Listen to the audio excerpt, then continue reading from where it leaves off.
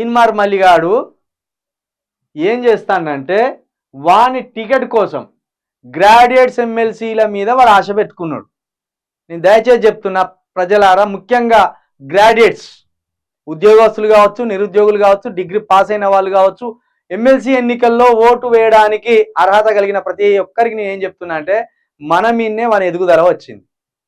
మనల్ని, మన త్యాగాన్ని, మన కష్టాన్ని వాడు పెట్టుబడిగా పెట్టుకొని ఈరోజు 100 కోట్లు సంపాదించిండు. ఇగో పేపర్లు కూడా పెట్టిండు వాడు. మనం ఏమంటున్నామంటే దయచేసి వాడు ఎమ్మెల్సీ సీటు కోసం కాంగ్రెస్ నుండి విశ్వ ప్రయత్నాలు చేస్తాడు. ఈ విశ్వ ప్రయత్నాలు చేసే క్రమంలో మనకి సీటు ఇస్తారో ఇయ్యరో అనే ఒక అనుమానం కలిగింది. ఆ అనుమానంతో ఏం చేస్తానంటే నిత్యం కేసీఆర్ మీద, కేటీఆర్ మీద, బీఆర్ఎస్కి సంబంధించిన నేతల మీద ఒక హాట్ కామెంట్స్ చేసే ప్రయత్నం చేస్తాను. ఆ హాట్ కామెంట్స్ తోటి ఏం చేస్తానంటే సీఎం దృష్టిని ఆకర్షించే పని చేస్తాను. వాడు సీఎం దృష్టిలో పడాలని ఒక ఆలోచన చేస్తాను.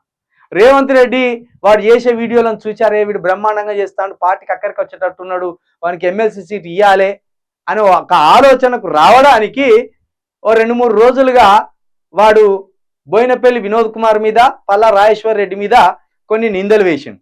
ఇప్పుడు మేము అంటున్నాం, అరే నీ ప్రభుత్వం వచ్చింది బాగుంది, మల్లారెడ్డి అక్రమ ఆస్తుల మీద విచారణ జరిపిస్తావా? దమ్ముందా? మల్లారెడ్డి మీద కొట్లాడుతా అన్నావు, ఎందుకు కొట్లాడతలేవు? ఏం జరిగింది దాని వెనుక? పోయినావు మల్లారెడ్డితోటి ముచ్చట్లు పెడతాను, ఏమైనా తక్కువ పడితే మా పార్టీలోకి వస్తావా అని మల్లారెడ్డితోటి అంటాను, ఎందుకు? కానీ మరి బోయినపల్లి వినోద్ కుమార్ మీద నిందలేస్తున్నావు, పల్లా రాజేశ్వర్ రెడ్డి మీద నిందలేస్తున్నావు. నీ ఆఫీస్ ఉన్నది కూడా మేడ్చల్ కిందకే వస్తుంది. నీ ఆఫీసు ఉన్నది మేడ్చల్కి చాలా దగ్గర. నీ ఆఫీస్ చుట్టే మాజీ మంత్రి మల్లారెడ్డి భూ అక్రమాలు ఉన్నాయని అన్నావు కదా, ఎన్ని బయటికి తీసినావు? నీ ఆఫీస్ మీద దాడి చేసింది కూడా మల్లారెడ్డి అనుచరులే.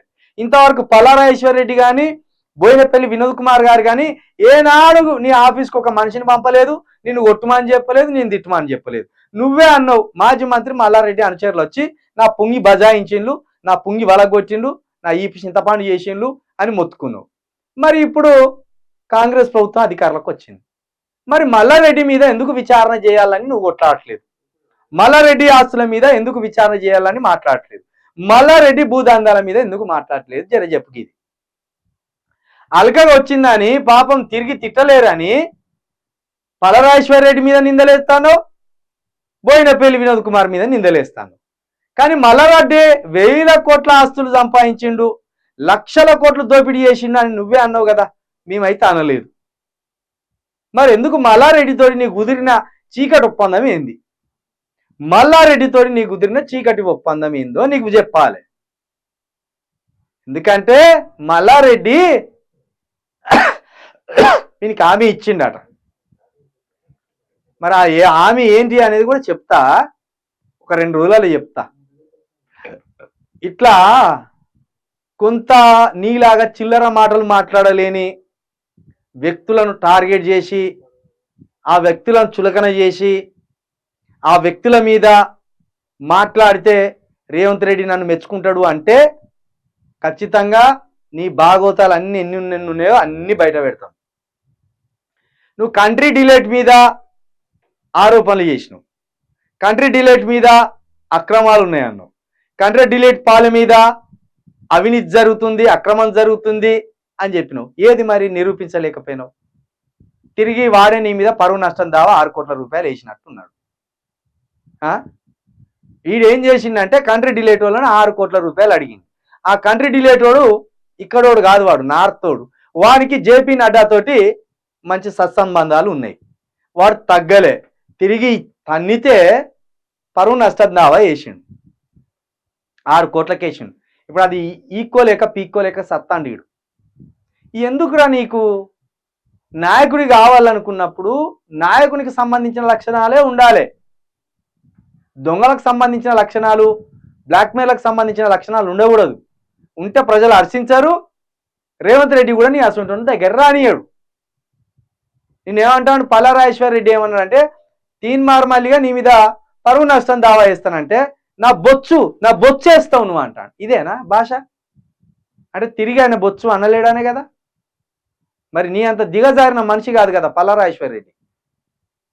పల్లారాజేశ్వరరెడ్డి నీ అంత దిగజారిన మనిషి కాదు. బోయినపల్లి వినోద్ కుమార్ గారు నీ అంత దిగజారిన మనిషి కాదు. వాళ్ళు ఒక పొలిటికల్ లీడర్స్గా, ఒక విద్యా సంస్థను నిర్వహించే వ్యక్తిగా, ఒక బిజినెస్ మ్యాన్గా, ఒక ఉందాగా పోతుండ్రు వాళ్ళు. బోయినపల్లి వినోద్ కుమార్ నోటి నుండి ఎప్పుడు అన్న ఒక దురుసు మాట, ఒక చెడు మాట విన్నామా మనం? ఒక ఉద్యమ నేతగా ఉన్నాడు ఆయనే, ఒక్కనాడు వినలే.